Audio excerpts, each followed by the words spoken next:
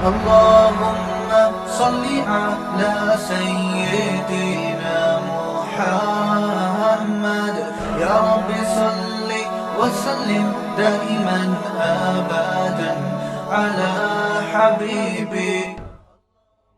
ابراہیم علیہ السلام یہاں سے چلے تھے اپنے بچے کو لے کر. یہاں شیطان نمودار ہوا اور حضرت ابراہیم کو اس نے بہکایا. کیا بہکایا؟ بیٹے کو، خوبصورت بیٹے کو جس کی اللہ نے بشارت دی تھی، اس کو قتل کرنے جا رہے ہو. پھانسی گھاٹ کی طرف جب کسی مجرم کو لے جایا جاتا ہے تو ذرا اس کا منظر کسی سے پوچھا کریں کیا حالت ہوتی ہے. موت کے منہ میں جانا آسان نہیں، اور موت کے لیے اپنی اولاد کو لے جانا اس سے بھی زیادہ مشکل.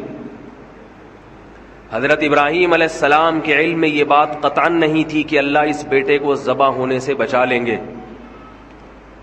بچے کو انگلی پکڑ کے لے جا رہے ہیں. فلما بلغ معه السعی، قرآن کہتا ہے جب بچہ انگلی پکڑ کے باپ کے ساتھ چلنے کے قابل ہوا، اس وقت ابراہیم علیہ السلام کو خواب آیا اسے ذبح کر دو. یہ نقطہ قرآن نے کیوں بیان کیا کہ بیٹے سے باپ کی محبت اس وقت جوش مارتی ہے جب بیٹا باپ کے ساتھ انگلی پکڑ کے چلنے کے قابل. اب وہ اس کے ساتھ محفلوں میں جانا شروع ہوتا ہے. جب تک اس سے چھوٹا تھا تو وہ ماں کی آنکھوں کا تارا ہوتا ہے، باپ تو اسے دور کرتا ہے. دیکھا ہوگا نا آپ نے، باپ بچے کو پیار کرتا ہے، جیسے بچے نے کچھ کیا لو بھائی اماں کو پکڑا دو. ٹینشن کون پالے؟ ماں پالے. لیکن جب وہ کیا ہوتا ہے، بچہ انگلی پکڑ کے باپ کے ساتھ چلنے کے قابل ہوتا ہے، پھر باپ کی آنکھوں کا تارا بنتا ہے. اللہ فرماتے ہیں فلما بلغ معه السعی، جب وہ بچہ انگلی پکڑ کے باپ کے ساتھ چلنے کے قابل ہوا، محفلوں میں جانے کے قابل ہوا، تو اللہ تعالیٰ نے ابراہیم علیہ السلام کو 3 دفعہ خواب دکھایا. عرفہ کے دن اور بقرعید کے دن، اور اس سے ایک دن پہلے 8 ذی الحجہ کو 3 خواب آئے کہ اس بیٹے کو اللہ کے نام پہ ذبح کر دو. ابراہیم علیہ السلام جس مقام جب گئے ہیں جہاں چھوٹا شیطان، درمیانی شیطان، بڑا شیطان، یہ چھوٹے بڑے درمیانی نہیں تھے، یہ شیطان ایک ہی تھا. لوگ سمجھتے ہیں یہ ذرا کم کوالٹی والا شیطان ہے، یہ تھوڑا سا مہنگا والا ہے، یہ زیادہ بہکاتا ہوگا، یہ تھوڑا سا جاپان سے منگوایا ہوگا یہ والا شیطان، یہ زیادہ خطرناک ہے. یہاں 2 غلط فہمیاں ہیں، ان کا ازالہ کر دینا چاہیے.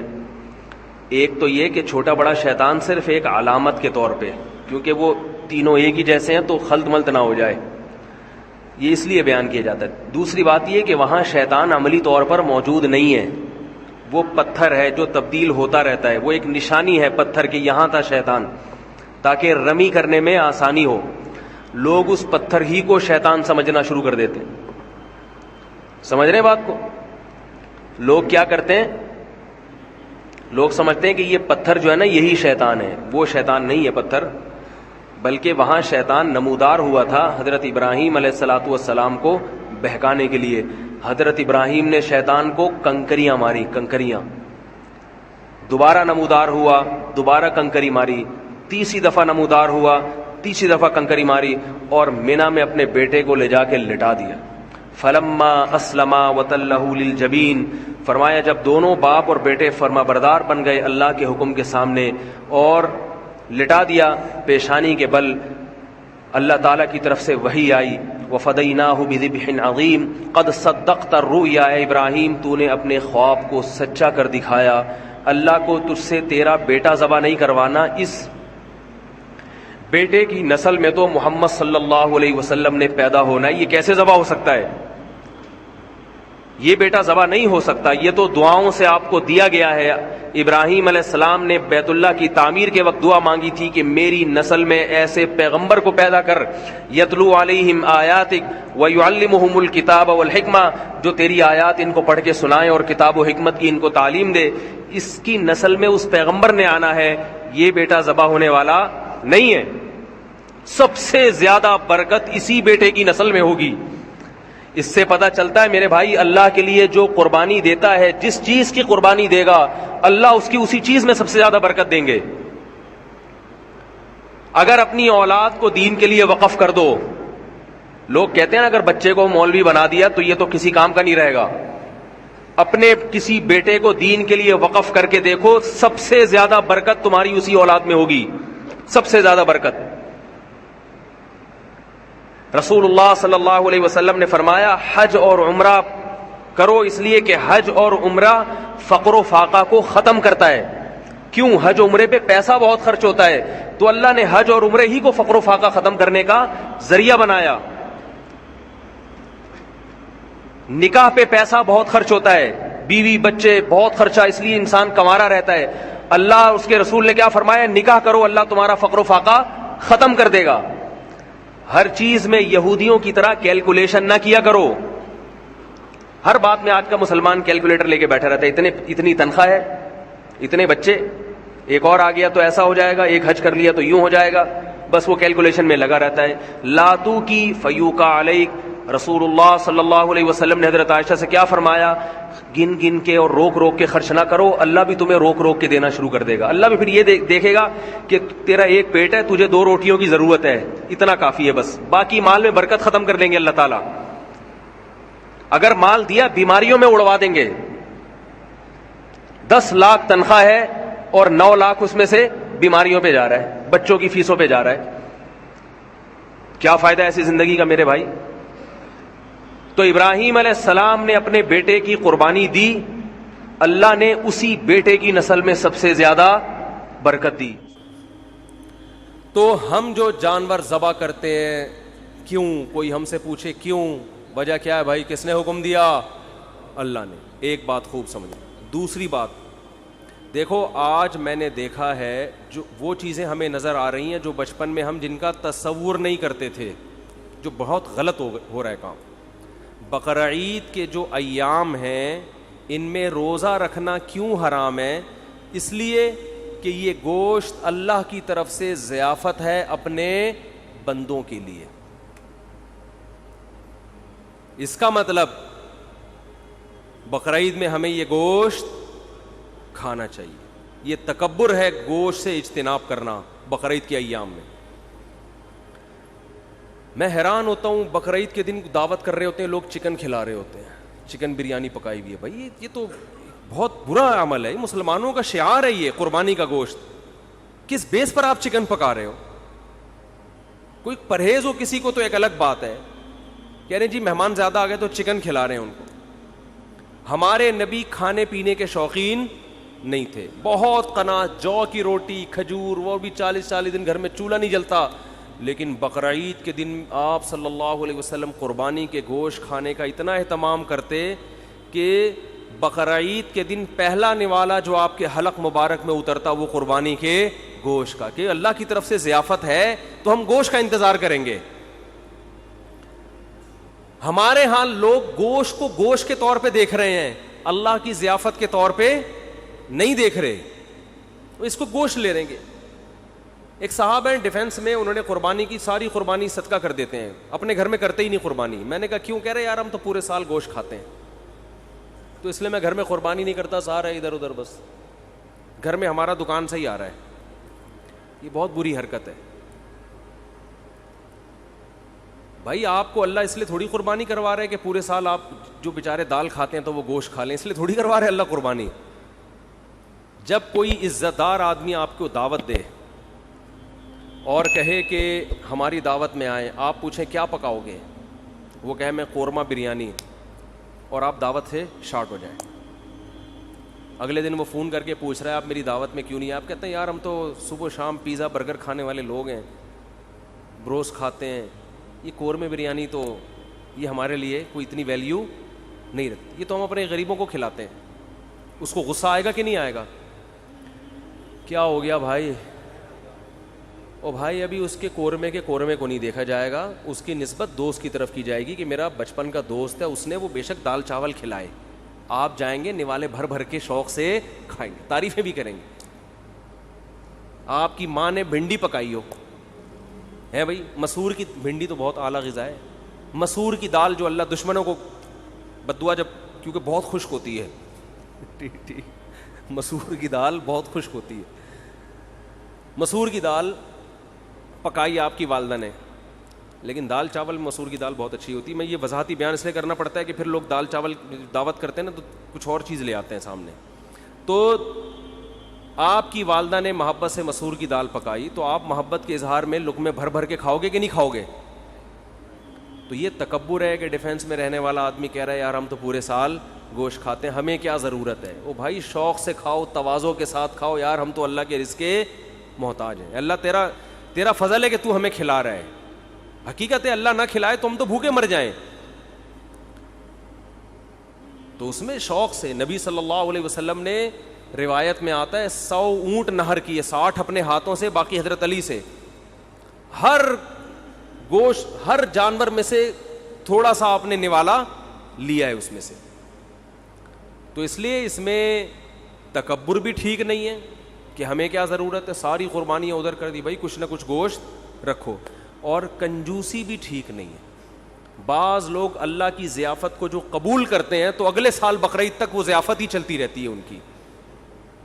محرم کے حلیم کس سے پکڑے ہیں, ہے بھائی؟ اتنی بھی کنجوسی ٹھیک نہیں. وہ ایک چٹکلا ہے نا اس پہ, ایک آدمی کو خواب آیا, بقرعید کے 6 مہینے بعد خواب آیا کہ اس کا بکرا جنت میں ٹہل رہا ہے, ایک ٹانگ نہیں ہے, ایک ران نہیں ہے. اس نے پوچھا فرشتوں سے یہ کون ہے بھائی؟ اس نے کہا یہ تمہارا بکرا جو تم نے ذبح کیا تھا جنت میں. اس نے کہا ٹانگ کہاں ہے؟ کہہ رہا ہے وہ ابھی تک فریزر میں پڑی ہوئی ہے, وہ ابھی تک تمہارے, وہ جب پہنچے گی تو لگا دیں گے یہاں پہ. سمجھ رہے ہیں؟ تو اتنی کنجوسی بھی ٹھیک نہیں ہے. کھاؤ بھی اور کھلاؤ بھی. رج کے کھاؤ تو رج کے کھلاؤ, لیکن رج کے کھانے میں اتنا ضرور ہے کہ گوشت اسی کو سوٹ کرتا ہے جو اس کو یوٹیلائز بھی کرے. تھوڑا سا ورزش ہو, محنت ہو تو پھر تو گوشت کھائے انسان. زیادہ محنت کا کام نہیں ہے تو پھر اللہ کی ضیافت اتنی قبول کریں جتنی افورڈ کر سکتے ہیں. میرے بیان سن کے چربیاں کھا کھا کے پتہ چلا آغا خان میں پڑے ہوئے ہیں, لیکن کھائیں ضرور. اور ایک اہم بات یہ بھی کہ جو غریب آدمی ہے جسے پورا سال گوشت کھانے کو نہیں ملتا, وہ اگر قربانی کرتا ہے تو فقہا کہتے ہیں اس کے لیے اسٹور کرنا یہ صدقہ کرنے سے زیادہ بہتر ہے. سمجھتے ہو ایسے غریب بھی ہیں جو بیچارے پورے سال گوشت نہیں ملتا, ان کے بچے ہیں, فیملی ہے, تو اس کے لیے اسٹور کرنا یہ صدقہ کرنے سے زیادہ بہتر ہے, کیونکہ اپنے بچوں کا حق دوسرے کے بچوں سے پہلے. تو بعض غریب بھی سخاوت دکھاتے ہیں, ان کے بچے بلک رہے ہوتے ہیں, ابا اتنے عرصے کے بعد بکرا دیکھنے کو ملا ہے, اتنا گوشت دیکھنے کو ملا ہے, امیدیں تھی کباب کوفتے بنا بنا کے پھوڑتے, ابا نے سخاوت میں آ کر سارا خالو کو دے دیا, اپنے ماموں کو دے دیا. تو فقہا نے مسئلہ بیان کیا ہے کہ بھائی اگر کوئی آدمی غریب ہے, اس کے خاندان بڑا ہے, تو پورا گوشت اسٹور کر لے.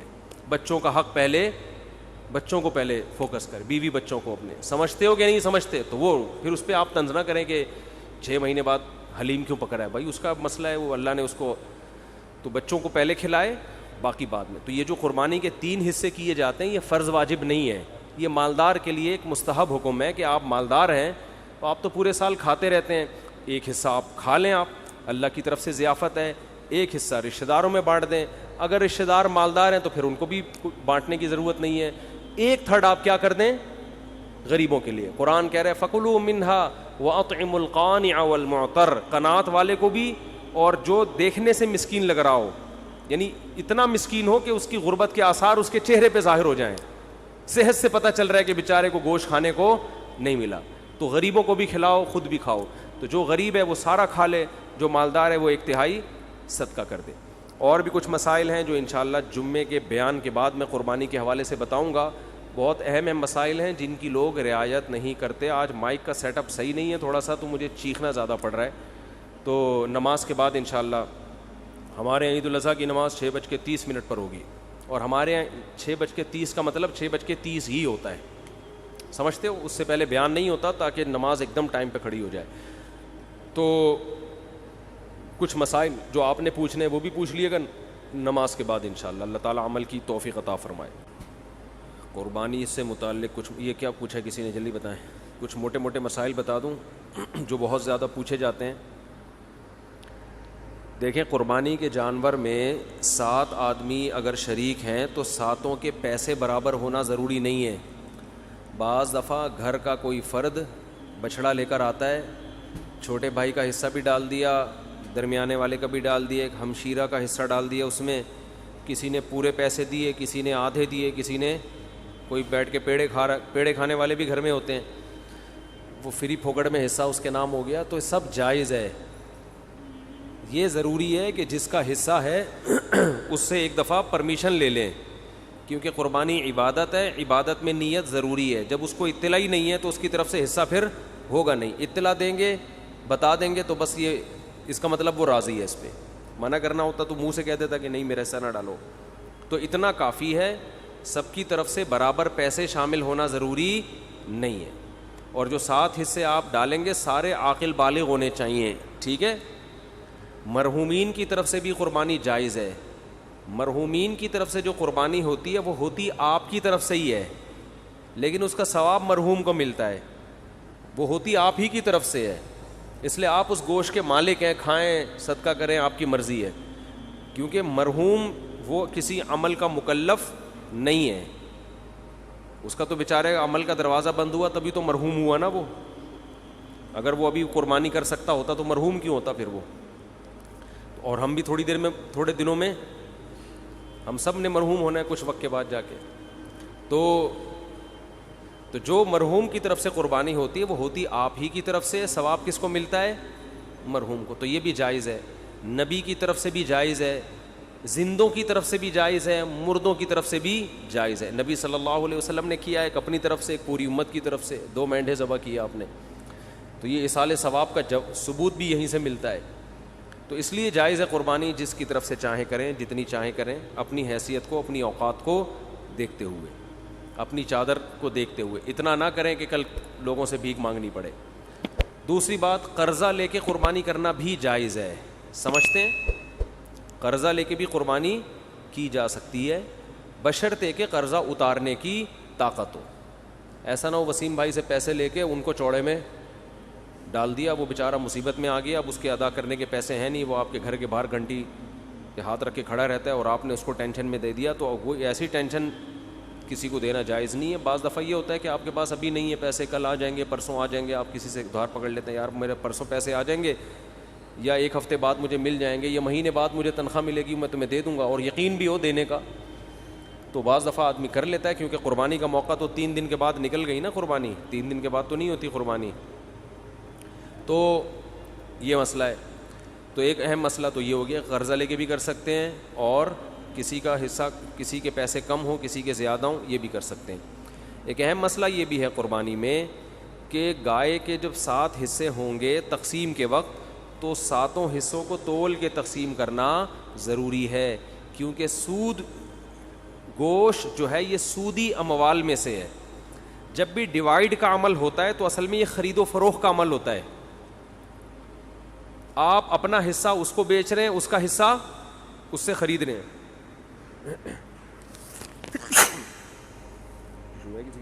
پھر یہ دھونا پڑے گا. تو آپ اپنا حصہ کسی کو بیچتے ہیں, اس کا حصہ اس سے خریدتے ہیں. تو یہ تقسیم کا عمل جو ہے نا, اصل میں یہ خرید و فروخت کا عمل ہوتا ہے.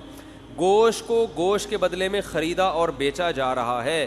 تو شریعت میں جب بھی گوشت کو گوشت کے بدلے میں بیچا جائے گا تو برابر سرابر ضروری ہے. جیسے کھجور آپ نے بیچی اور اس کے بدلے میں دوسری کھجور لی, تو 1 کلو کھجور کے بدلے میں 1 کلو کھجور لے سکتے ہیں. ایک دانہ بھی اوپر چلا گیا تو حدیث میں آتا ہے یہ خالص سود ہے, عین الربا. اس کو کیا کہا گیا ہے؟ خالص سود.